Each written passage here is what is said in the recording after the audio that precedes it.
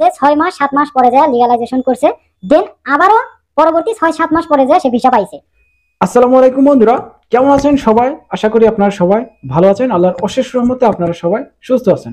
আচ্ছা, আজকে বেশি কথা বলাবো না, একদম শর্ট টাইমে আপনাদেরকে ছেড়ে দিব। আচ্ছা, একটা আপু আমাকে আজকে নক করে বলতেছে যে ভাই, আমি গত 3 দিন আগে লিগ্যালাইজেশনের পেপারস বলেন সাইন করে আসলাম। লিগ্যালাইজেশনের জন্য যেই ডকুমেন্টগুলো লাগে সবকিছু জমা দিয়ে রাখলাম।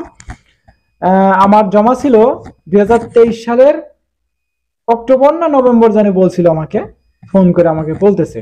তো এখন সেই ভিএফএস গ্লোবাল থেকে যখন সে সাইন করে আসছে, ডকুমেন্ট জমা করে আসছে, মানে লিগ্যালাইজেশনটা করে আসছে, তো সেইখানে একটা ভিএফএস গ্লোবালের কর্মকর্তাকে জিজ্ঞাসা করছে যে ভাই, আমি যে লিগ্যালাইজেশন ওকে করে গেলাম, তো আমি কবে আবার এসএমএস পাইতে পারি, মানে ভিসাটা পাইতে পারি? তো সে নাকি বলছে যে 3-4 দিনের ভিতরে আপনি এসএমএস পাইবেন, এই কথাটা নাকি তাকে বলছে।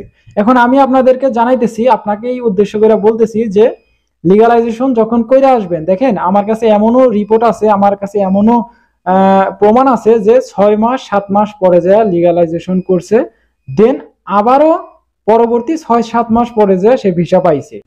ফ্যামিলি ভিসার কথা বলতেছি, আপনাদেরকে বলতেছি।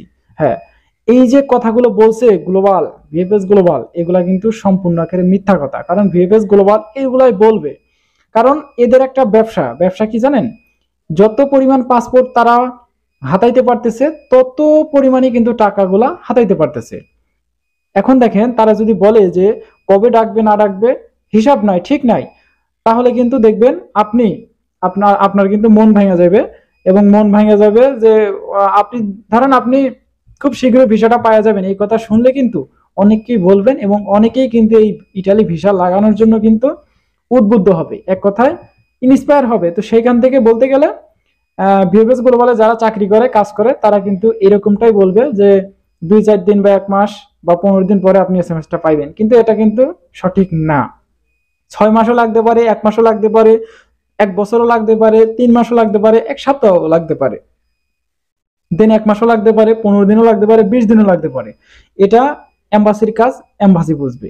এটা ভিএফএস গ্লোবালের কর্মকর্তাকে বলেন, যাকেই বলেন, একটা অ্যাম্বাসিডর বলতে পারবে না আপনার ভিসা কখন লাগতে পারে, কারণ আপনার পেপারস তারা খুঁজবে না, পেপারস অটোমেটিক তাদের হাতে চলে আসবে। যখন আপনার সবকিছু ডকুমেন্ট ওকে থাকবে, দেখবেন আপনার ভিসা হয়ে গেছে। এগুলা নিয়ে টেনশন করার কোনো দরকার নাই। যারা ফ্যামিলি ভিসা জমা করছেন, যারা লিগ্যালাইজেশন করছেন, এখন ধৈর্য ধরে বসে থাকেন।